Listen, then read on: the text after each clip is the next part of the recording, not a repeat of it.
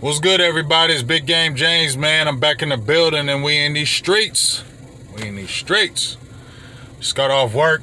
Another productive day out there. But thought I'd make this quick video giving my shout outs to and salutes to Mr. LVE, Leighton. He retired today. Salutes to you, LVE. I mean, what can you say? I'm going to just get LVE props because, to come back as many times you did for them neck injuries and stingers and all that, you a beast, bro. Because anybody who plays linebacker who already had a neck problem or neck spinal issue from birth, that would always be nervous for me. And you playing defense. It ain't like you playing offense. You playing defense where you making the contact, the head, the neck. You're hitting every play. So every play, for real, would be scary. Knowing that you can get paralyzed, your stuff is more heightened because you had a pre-neck spinal thing going on and had neck issues prior to getting drafted. So the fact that you came in, hey, shout out to him in that 2018 season though, dog. I don't give a hell. We was all wolf howling. Oh, we was all woo. Oh, we was all howling, dog. 2018, we was howling like a motherfucker. We have 140 tackles, like 7 pass defenses, 2 interceptions, 8 tackle for losses. That motherfucker was a beast his first year. And I ain't gonna lie, him and Jalen Smith looked damn good that first year. And I wish Jalen Smith never had that terrible knee injury when he got drafted. Because they really could have been some bookends. Like, they really were banging with each other. In 2018, they was the guys. That 1 year, they was the guys. It kind of went all downhill after that, after he started having the bulging disc, I believe, the next year, and he had to miss, I think, last part of the season. Then 2022, hurt again, came back 2021, relatively healthy, and then 2022, got injured, and then obviously we seen this past year, but I'm going to give that man salutes. I mean, a lot of people gave LVE grief. I gave him grief, but let's keep it real. He was playing with a neck injury. How many players gonna play with a neck injury? How many players you gonna know keep playing with neck injury after neck injury and bulging disc and things of that nature and numbness in the hands and arms, and you still coming out being a dog? And everybody loved him. Everybody on the team loved LVE, and I know that organization loved him. He gave the team a home discount.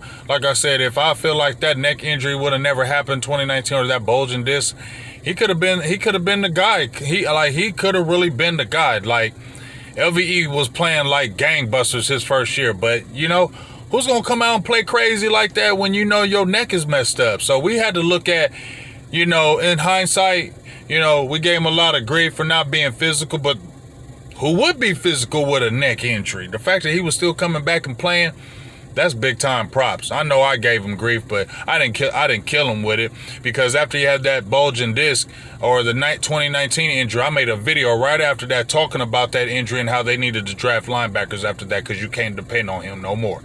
I made the video. Go look. 2019.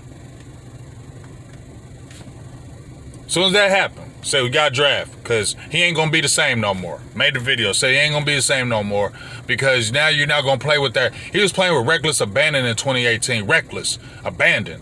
2019, after that neck injury, you saw him change. You saw not as physical, not hitting the hole as hard. He had instincts, but them instincts of, man, maybe I don't want to get hurt. Maybe that slows you up, and that's what I saw. I saw him being more timid. And not want to make that hit, or maybe siding the hit, or not being physical with that hit. Because as you saw, just one push from Trent, was it Williams? It was over. So that's a sad thing that it had to happen like that. I hope the best for LVE in his future endeavors. I think he should go be a high school football coach. I think he'd be an awesome coach. I think the kids would love LVE. Just seems like he just got that great personality, and it just seems like kids would just really flock to him. So LVE, if you ever listen to a video, listen to this one. Go coach high school football. You'll be a dog. Everybody love you. That's just my 2 cents on that. But yeah, class of 2018. They said what is gone. The whole class of 2018 gone. Damn, that's only like what, 6 years? Jeez. LVE retired.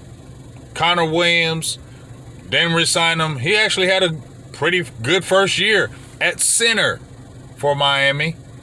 They remember when they tried it. We had Brian Broaddus on the show. I think it was 2020. We had Brian Broaddus on the show, and we asked, can you put Connor Williams at center and let him play center? And they said they tried it all of 2 snaps. We saw in the preseason all of a couple snaps, and then they abandoned it. And then he goes over to Miami and becomes a dog at center.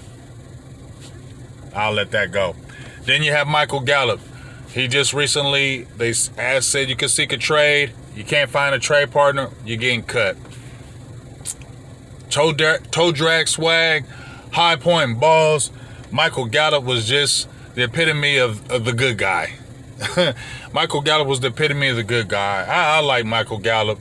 I ain't gonna say nothing negative about Michael Gallup. We already know what it was, but he battled back. He battled back from the knee injury. Obviously, he's wasn't the same, but I hope he can latch on with a team because Michael Gallup was always a good dude. Good dude. Then you had, I'm not going round by round because I can't remember. Dalton Schultz. A lot of people don't like you, Dalton.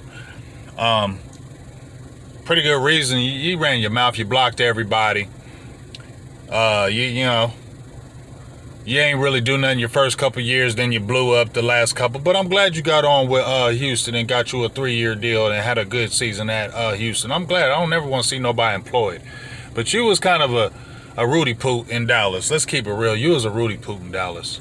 So that's all I really got to say about Dalton Schultz. Who else was there? Mike White. I liked Mike White. They didn't give Mike White a chance. That 2018 draft, they didn't give Mike White a chance. Remember when they played him in the preseason, he didn't look great or whatever. They didn't give him a chance. They should have kept him. He could have been your backup instead of Cooper Rush. He was better than Cooper Rush. Y'all kept Cooper Rush over Mike White. Cooper Rush ain't better than old Mike White. I don't care what nobody told me. Mike White went over to the Jets, and he had a pretty damn good year. I'm surprised they let him go. He's a damn good backup. I like Mike White. Had a great interview with him when I was in training camp. You should go check it out. He's funny as hell.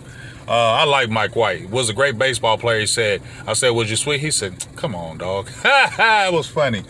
But, hey, I liked Mike White. They should have kept Mike White as our backup. He was better than Cooper Rush. Another mistake by Dallas. Dorrance Armstrong Jr. I thought he was going to be a bust. First couple of years, I was waiting. Then he finally broke out. Went over there to the Commanders. I salute Dorrance Armstrong Jr., part-time player, 8.5 sacks. When he finally broke out, 7.5 sacks last year, I'm happy for him. I'm not happy he's over at Washington and doing his thing, but I am happy that, you know, he got another deal and he's still playing football, and hopefully he can continue playing football. I wish you great things, except when you play Dallas, Dorrance Armstrong Jr. And then Bo Scarborough. I wish he could have been our daggone Derrick Henry. I wish he could have been our Derrick Henry.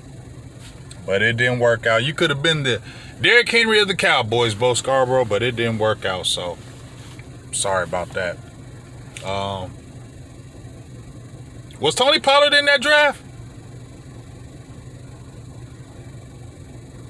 I don't know. Let me know. I can't remember. I don't know if Tony Pollard was 2018 or 2019. 2018 or 2019. One of them two. So I ain't going to go ham about Pollard. If he was,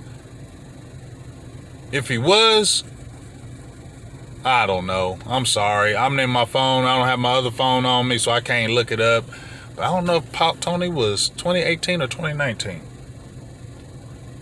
But regardless, the whole 2018 class is gone. And if Tony Pollard was on 2018, I can't remember if it was 2018 or 2019. But if it was 2018, salutes to you too, Tony. Just, you an added bonus guy for the video. But sad that the whole 18 class is gone. It's crazy.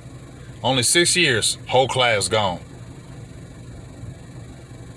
well, you know, it is what it is. But my main thing was about this video with LVE. Could have been a great, but you know, injuries cut it short. 28 years old, retiring.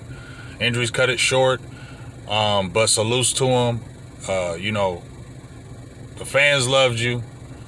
No matter people talking about you, I don't think nobody ever hated LVE, because I feel like he was a really good person, and I feel like, you know, I got a lot of love for LVE, and I hope like I said, I hope your endeavors after football are great. I hope you continue to be great, and this salutes to you, to the Cowboys organization. Like, as a fan, I liked your LVE.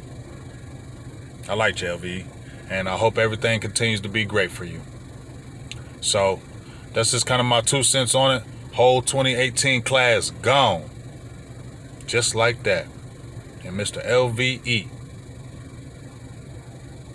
Leighton Vander Esch, retiring at 28 years old. Salutes. Big Game James. I'm out.